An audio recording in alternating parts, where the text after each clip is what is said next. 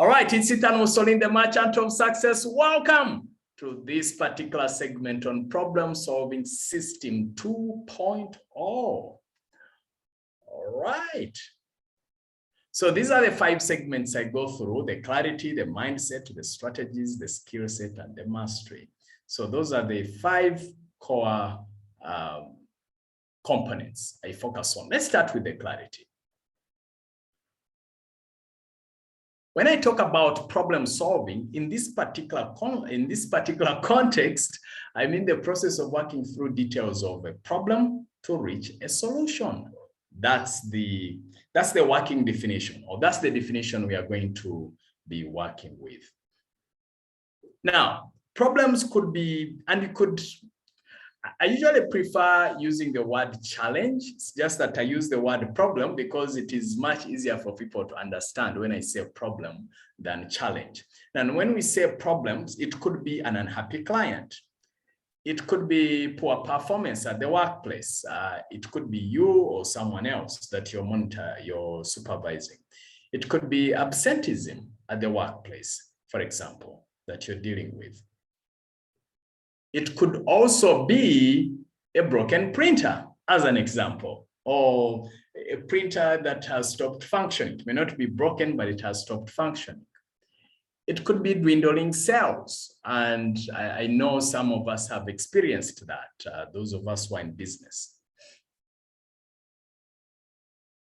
It could be a staff conflict, as an example, that you're going through. So why is this skill? And you can add in whatever problem or challenge you're going through.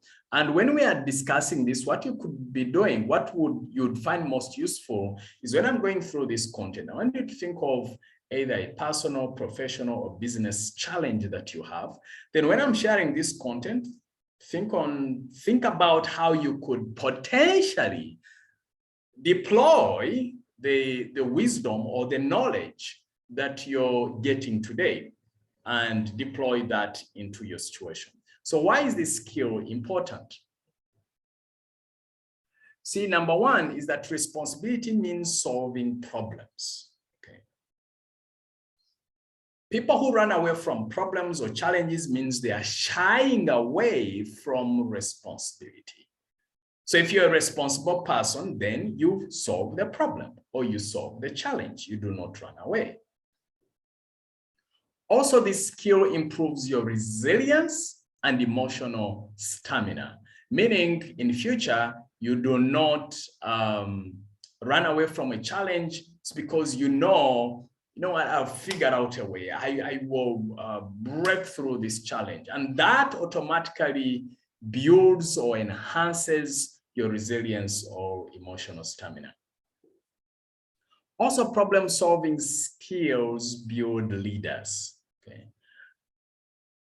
When you think about the leaders, the higher you go, the more problems you have to solve. All right. The people at the top, they are paid more, not because of ability, just. That's part of it most times. The other core thing is that they have the capacity, or they have proven themselves over time to solve problems. Therefore, when you develop or enhance your capacity to solve problems, it means that either directly or indirectly, you're building your leadership skills, because it's one of the core skills required in your arsenal. The other key thing is that it improves your creativity and innovation. So when you're able to solve problems, for some reason, you're building your muscle to be creative, to be innovative, because not every problem responds positively to the first solution you put in place. Okay, so different problems appear. I shouldn't say appear. Different problems respond differently to different solutions being deployed.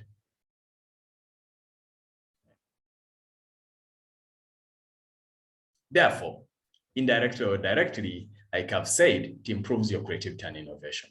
Also, the world needs problem solvers, not creators. And I'm putting there creators for a purpose. I usually advise people when there is a problem that you're either part of the solution or part of the problem. So if you're not part of the solution for some reason, then you have either directly or indirectly contributed to the problem. So the trick here, not the trick, the requirement, the desire for the world is that you are a problem solver, not a problem creator. The world moves forward with problem solvers, not problem creators. And my desire for you is that by the end of this program, you should be having the techniques, the mindsets, the strategies to be one of the celebrated problem solvers and not the feared problem creators.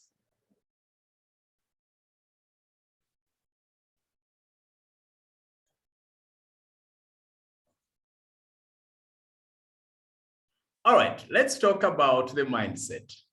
The mindsets that facilitate problem solving. The first mindset, which I've hinted on before, is 100% responsibility. So the moment you own that, and you've had me share this before, this is something worth repeating. A few concepts in this program will be related to some of the stuff I've talked about before, and that's fine. That's also on purpose because there are certain fundamentals that run through, and so reminding you of them is very crucial, right? So if you look at the most successful people, they are the kinds who take 100% responsibility. If you look at people who have the lowest levels of performance, they're the kinds who are always pointing fingers somewhere. Management, my parents, my this, my wife, my husband, my children, my that, my peers. They are always pointing fingers. And if you point fingers, you're relinquishing your power. So as much as possible, you want to take responsibility. Take 100%, say, I am responsible for this. Because when you're responsible for this, I like what I like what the late Stephen Covey, sometimes he would play around with words. So like this word responsibility, he said it shows you have responsibility, okay? Meaning you have the ability to respond. So when you own up and say, it's 100% responsibility, it's like you're telling yourself, I have 100% abilities to solve this issue, or I have the ability to respond and solve this challenge by 100%. All right. So that gives you so much power. That's a fantastic mindset. The second mindset is solutions focus. Some of the mastermind members whom I will be meeting shortly after here in a smaller group setting where we go into some deeper stuff, I've had me talk about how my mentor reminds me always that as much as possible, focus 100% on the solution, not the problem, but the solution. I would edit that and say, look, spend 95%, 5% thinking about the problem or figuring out ways, but your focus should be the solution. Because spending all the time crying and analyzing and about the problem, then you stay stuck in the problem. While if I first got exposed to the idea of appreciative inquiry, which has 8 assumptions. And one of the assumptions is that what you focus on becomes your reality. That's actually appreciative inquiry is something I would encourage you to read about. It's very useful. It improves performance, both at a personal and organizational level. And that's one of the assumptions, which makes sense. I would encourage you to write it down to remind you of that what you focus on becomes your reality. Think about it. Those people who love you, they focus on your strength. Those people who don't like you, they focus on your weaknesses. Now, because they focus on your weaknesses, then they end up not liking you. It becomes their reality. So if you go into an organization or you look at your life and you only focus on what's the problem, that's all you'll see. If you focus 100% of your attention, say, what's the solution here? What's the solution here? What's the solution here? Then you start seeing solutions. Hence, solutions focus. Curiosity. Please stay curious. There must be answers out there. My daughters are always very curious. Everything. What's in there? Why? What does it do? And I'm like, I like that. So I remember one time, my 7-year-old, she wants to know everything. And I remember my wife one day saying, but do you really have to know everything? And I told her, sweetheart, please leave the girl to be curious. It's okay. Don't kill that curiosity. So I love that energy of being curious. They want to know everything. And unfortunately, our curiosity gets killed over time. So why are you so curious? So I would encourage you to stay curious. Collective intelligence mindset. Someone else might know better. So tap into the team resource. Collective wisdom. Someone else might have an angle you had not thought about before. And finally, the imperfect world mindset. To think that things are bound to go wrong at some point. And this is okay. This is okay. Sometimes it happens. It's okay. Sometimes internet might go off. It's okay. Don't lose your head. It might. Sometime back, just things blacked out, and it had never happened when I'm in a live session where something blacks out for more than a minute. I believe it went for like, what? Almost 7 minutes or something like that. It never happened. But I stayed calm, luckily, and then I found a solution. So once you know this does not, so it means the way I would reframe it. Actually, let me just reframe this because I can see a weakness in this.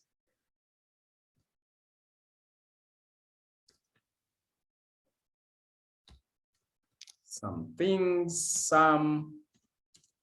things may turn out in an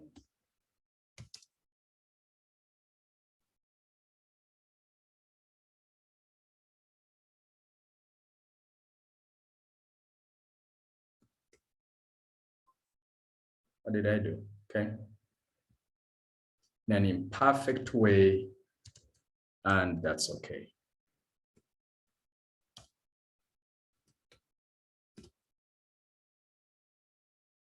All right. Yeah, so some things may turn out in an imperfect way, and that's okay. So you choose to hold that frame. If it turns out in an imperfect way, it's okay. It's okay.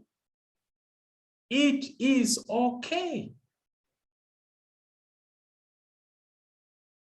All right, so I came across this. I got to know about this lady recently. She's an amazing lady.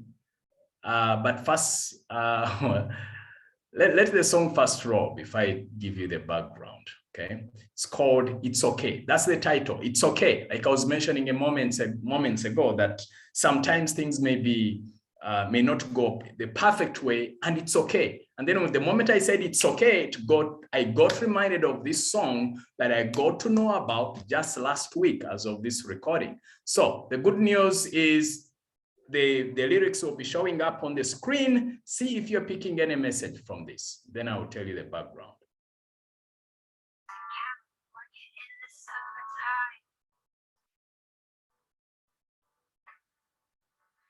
Changed my name thinking that it would change my mind. I thought that all my problems they would say goodbye. I was a stick of dynamite, it just wasn't matter of time. Oh,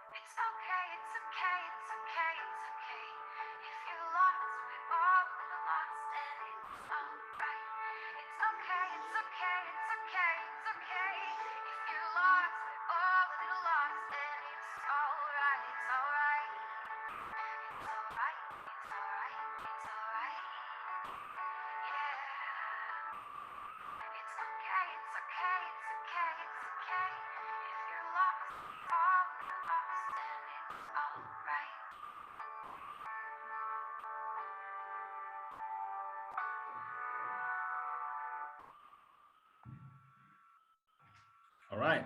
So that was a song.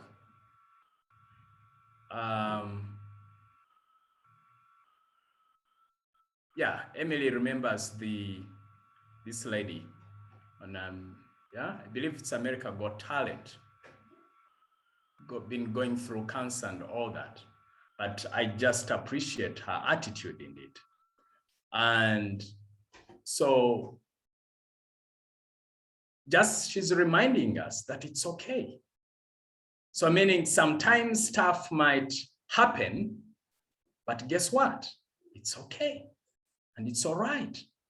Once you get the concept and remind yourself of that, she calls herself Night Bird. So once you remind yourself of that, and you remind yourself that it's okay indeed, then amazing things happen, because then you're no longer as held back. You're no longer as caught amidst situations. You can give yourself permission. Because sometimes part of what holds us back, just wanted to just get her full name so that you get to know the full name, and so that you can, if you want to know a little more about her. Yeah, she's called Jane Maxzelski, okay? Jane Maxzelski, okay? That's her name. And it's, so you could look up her performance and to remind you of what's possible. And when you see what is possible for you indeed, then you'll be inspired. If this lady, with what she's going through, and again, I'm not minimizing what you're going through. It's all challenging in our own ways. We are all challenged in our own ways. It's just that she's reminding us that it's okay. I've just typed her name there, Jen Marzowski. Okay, it's okay. It's okay.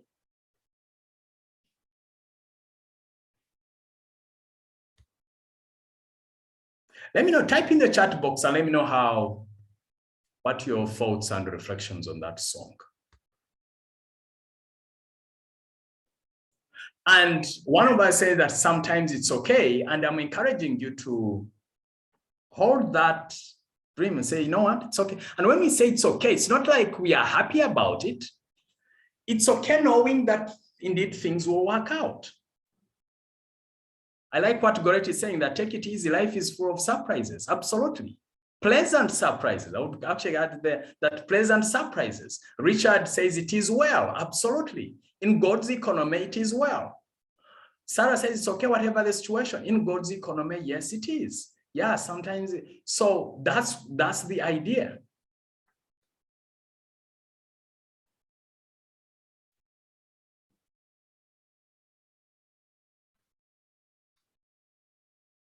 Six strategies for problem solving. Number one, collaboration. Different people bring different perspectives towards a problem. So you need to remember that. Okay. Yeah. So different people bring different perspectives. And when they bring those different perspectives, that's where the magic can be. And that's where the juice may turn out to be. The second perspective or strategy that I hinted on some time back is the 5 why system. Yes, this still works. Get to the bottom of it and solve the problem from the core root. Now, when we say again 5 whys, just to remind some of us who are not here last time. So you see the problem, you say, why is that happening? Okay. I don't have money. So why don't you have money? Because I don't have a job. Why don't you have a job? Well, because I was fired. So why were you fired? Well, these people were not happy with my performance. Why were you not happy with your performance? Why were they not happy with your performance? Well, I used to come late and submit reports late. Why were you submitting work and whatever late? Well, I used to work, I used to be lazy, okay? So why are you lazy, okay? Possibly laziness could be the root cause. Laziness could be the root cause of you not having money. And again, the 5 why system, the editor, the disclaimer there is that does not have to be 5 whys. It could be 7. I know like other people say 7. And it could be 8, it could be 9, it could be 3. So go to the root of the issue, of the problem. Next, delegate and separate. Give different people in different contexts the same problem to solve and watch them develop a myriad of solutions. So what you do, for example, is if you're a team leader, you have 6 people on your team. Give them the same challenge, put them in 2 different teams and say, you know what, work on this and report to me the potential solutions the following day. Actually, there's a certain institution, I won't name the name of the institution just in case a competitor gets the idea. But yeah, I don't need to mention the institution, but the principle is magical. So this guy, this team leader, this CEO took the organization away for a retreat. So assuming the retreat was for 2 days, the first day, they met in the morning and said, okay, ladies and gentlemen, this is the issue. You have a full day to work on it. So come back tomorrow, all of you, with a report on what you think the solution is or how we can actually achieve this goal or outcome. And apparently the results were mind-blowing. So here people were working as individuals, and in the same way, you can use the same principle for teams. So what you can do is, if you have teams, is you can make sure that the teams are balanced. Make sure that people of different personalities are mixed together. Don't just get people who are exactly the same in the same room or in the same team. So get people who can complement each other, and then ask for the solution. This is the goal, but this is the blockage. So how do you overcome this to get this? The second tip, of course, is the chunking, which I know I've hinted on before. You chunk the problem down and solve it piece by piece. So when I was thinking about this series, I had to think about this piece by piece, all right? How many days? All right, this 40, all right. So what do I need in place? I need 1, 2, 3, 4, 5, 6, 7, 8. Okay, they were like 20 moving pieces. Said, okay, so let's first focus. Which topics? That's one piece, sorted. All right. So who will work on who will give me support on the content? Sorted. All right. So what do we need? How do we get people to sign up? All right, we will need a page. All right, the page, great. So what will be on the page? That's a small piece. And where am I going to host this? What will be the address of the website, right? So there are all these micro issues or micro segments that need to be overcome or solved. But if I was to look at all I should say they should be like 100 small pieces moving, then it would have overwhelmed me. So I had to think piece by piece by piece by piece. Then it becomes much easier. If you think about the whole thing, it will overwhelm you. If you think about it in pieces, it becomes much easier. This is one of my favorites that I would really want you to think about. So you ask yourself, where has this problem happened before? What did they do? What can I implement? Learn from other people's mistakes and successes. So some people say, oh, you learn from mistakes. Well, you can also learn from successes. This is one of my absolute favorites. So research, look at your problem or challenge and ask yourself, where else has this been solved? And you'll be amazed at how many times it has been solved or sorted out in other places, and then learn about it. Because why should you see, if I was to start all over again, this is what I tell people. If I was to start all over again, instead of me just announcing myself, starting from wherever I am and from nowhere and just start all over, I would go and offer my services for free to someone who's doing what I want to do. Then I'll be able to learn from their successes and failures. Just this trial and error method is a very costly move. The only excuse I can give for myself, at least in our country here, there was no one, the time I declared to become a motivational speaker, that I could point to and say, okay, this is someone who has, in this country, who's doing this. But guess what? There was internet, even though it was extremely slow then. It wasn't like now. So that's the only excuse I can use now.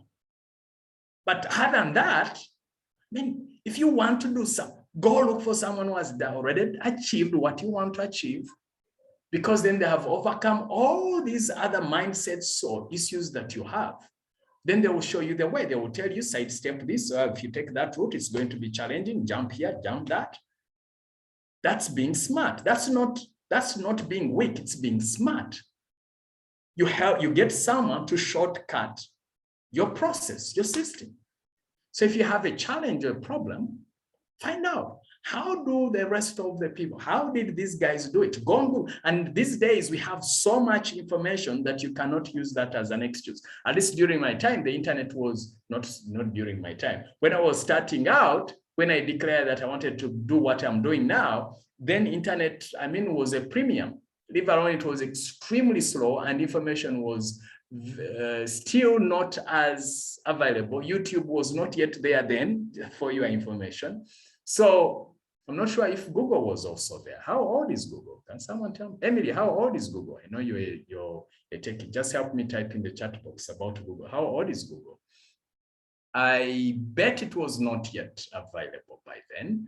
So I'm waiting for Emily to give me the answer.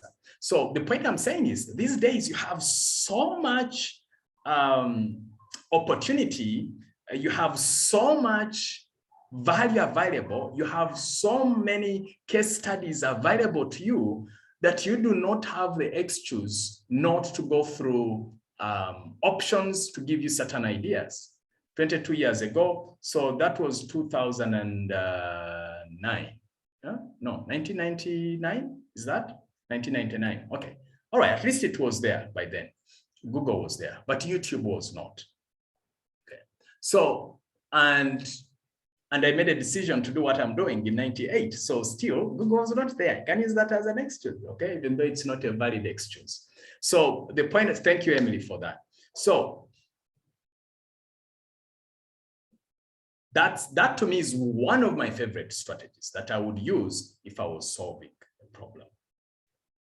Then the other trick is yes to all solutions. Allow yourself to be surprised. The best solution might come from the least expected place. Last time I was talking about how some people say, I've tried everything. And again, remember that word trying, that trying is lying. You just tried. But you see, when you say you might be surprised, it means you choose to hold on to the faith that there must be a solution somewhere. And if someone says, oh, this can, okay, all right, let's check it out. There are people who just block off potential solutions from the word go. All right, you never know. Let's give it a shot. An idea pops up, and sometimes those ideas which seem very unusual, usually those are the ones that work. Why? Because, you see, I believe it's Einstein that you cannot solve today's problems with the same consciousness or level of thinking that created them in the first place. Therefore, to solve today's problems, you need a higher level of thinking. And that higher level of thinking will come from surprising sources, because if you knew better, then you would do better. So it means the solution has to be outside your normal form of habitual thinking and awareness. Therefore, the solution that sounds weird, that feels weird, that is quite unusual, that you've never heard of, just be very open to that, because that could be God speaking to you, saying, hey, your old thinking is not working. The new one is going to work. So this is something that, because when people say, no, that one I know can't work. How do you know? Have you used it before? If you've used it before, possibly. But if you've never used it before, what gives you the guts to tell us that it won't work? Of course, I've found myself sometimes saying that. The point I'm making is something that is unusual could be the solution. There's something I was doing. It was either on the laptop or something. And I said, okay, how about this? And it got sorted out. I was like, wow. No wonder Christ said that the kingdom belongs to the little ones as these. 7-year-old teaching a 43-year-old father. Why? Because she said, he said, oh, how about you do this? I like, no, that won't work. Say, no, let me try. So just wanting to become a very supportive father, which at least that I know I do. So I said, all right, just give it a shot. And it worked. I believe she attempted like the first thing, a second, then the third trick worked.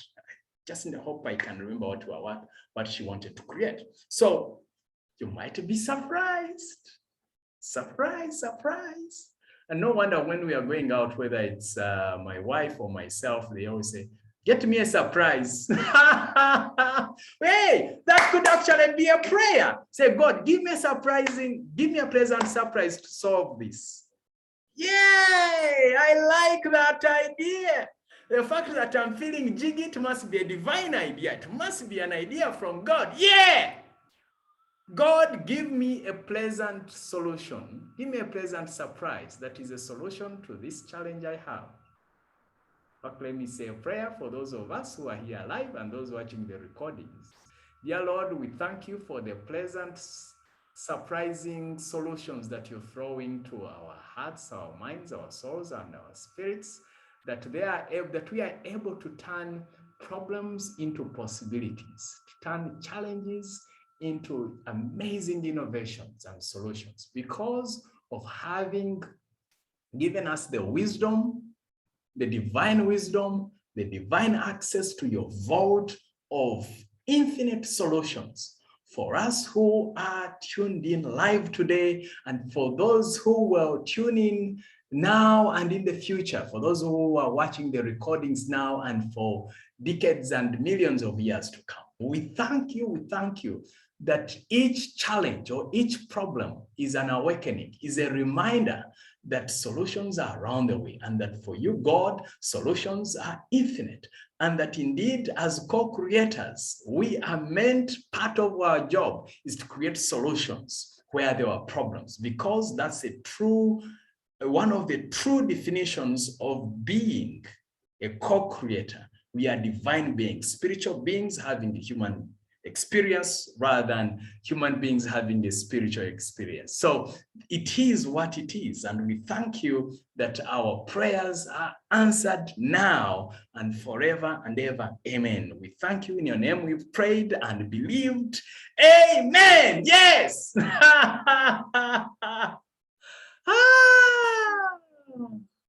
Yes, I like that. Yahoo! Yahoo!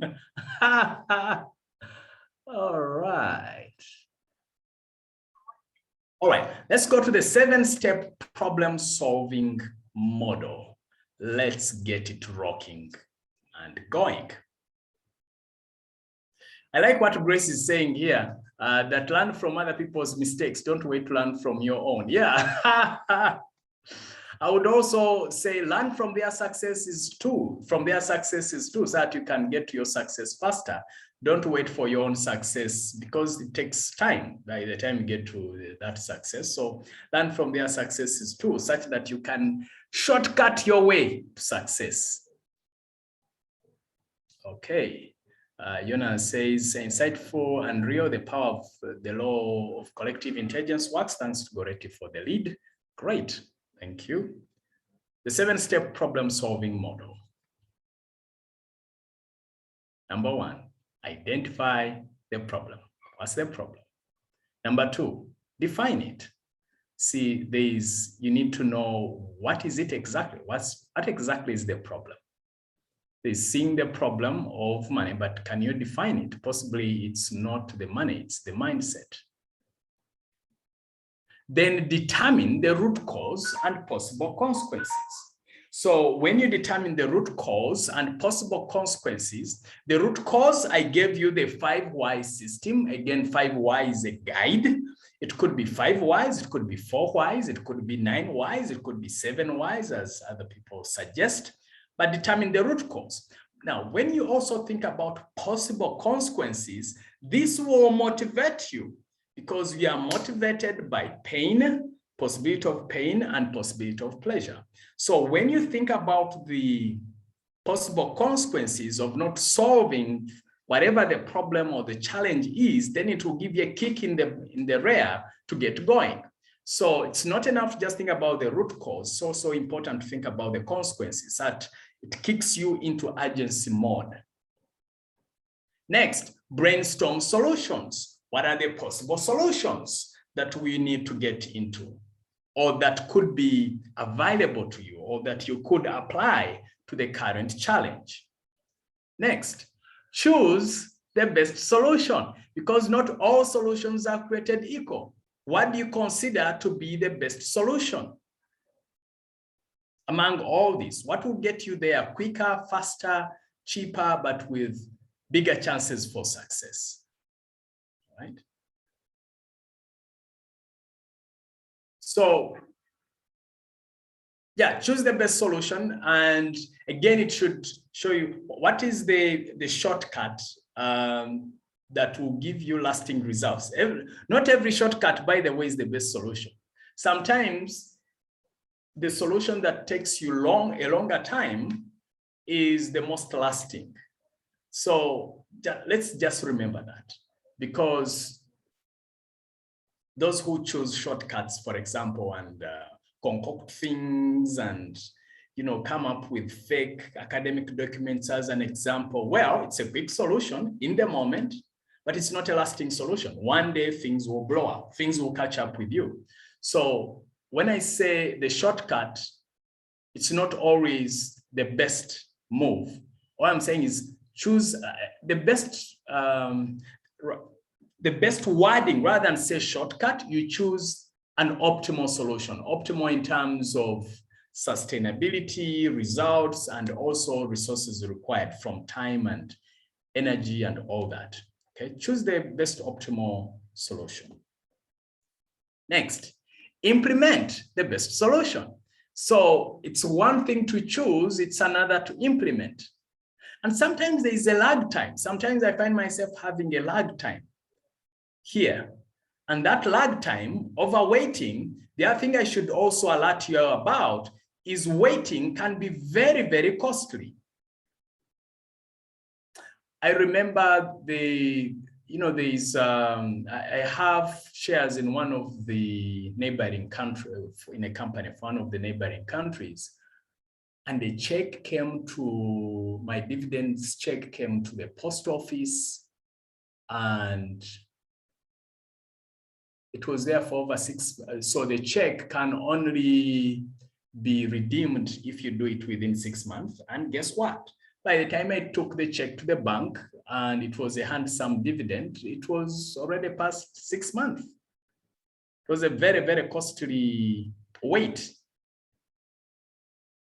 So you may do all these things right, but if the implementation side, and when we say implementation, it could be as simple as, in this case, I was using the check thing, not the check thing, the check scenario or analogy, as sometimes it could even be that last move, conclusion, is extremely important.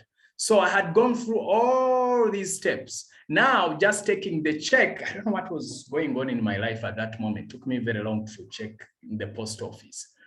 And I didn't. And I lost money just because I didn't check the post office on time and deposited the check in time. So this implementation part, and under implementation, you may have many moving parts. They could be like, say, 4, 5, 10 things that you need to do. And you miss out the 10th part. In this case, for me, depositing the check, picking the check from post office was the 9th step. 10th step, depositing.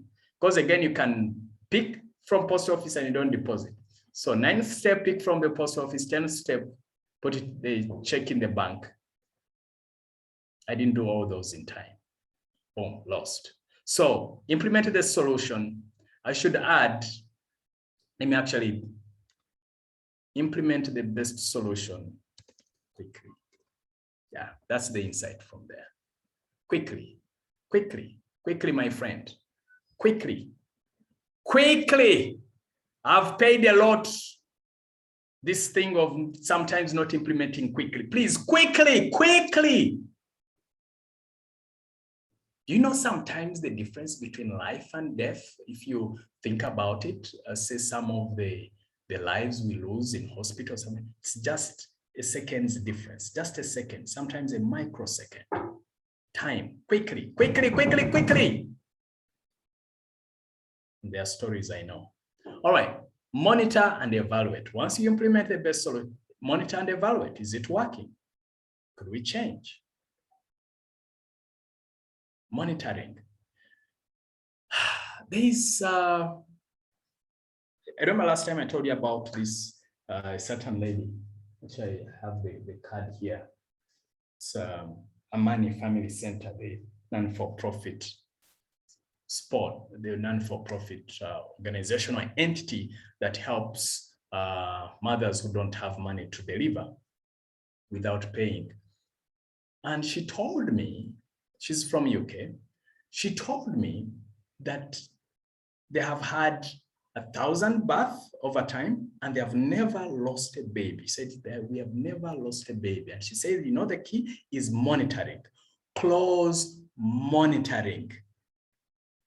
close monitoring. That's the biggie.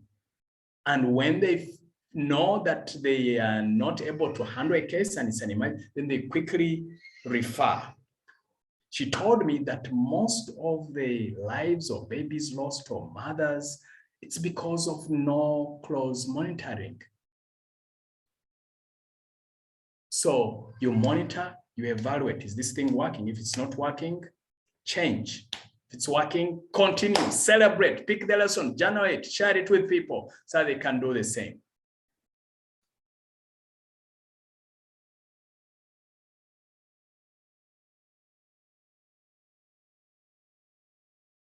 Within mastery, this is what I want us to do. I will call it the problem-solving challenge. Identify a problem of any nature you're faced with right now.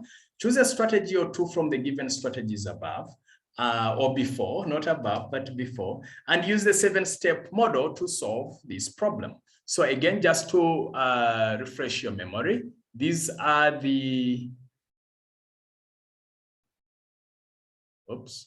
these are the, actually not 7, but 6. These are the 6 problem-solving strategy: collaboration, delegation, blueprint, eating an elephant, 5 why system, yes to all solutions. So you can pick 1 or 2 and then go through this, the 7 steps to solve that particular challenge. Please confirm to me if this makes sense or whether the task makes sense, the task that I've put before you. Does it make sense? Does the task make sense? So as we wrap this up, remember to reflect on this. What did you find most useful in this presentation? And how are you going to implement the lessons moving forward in your life and career stroke business? So that's your call.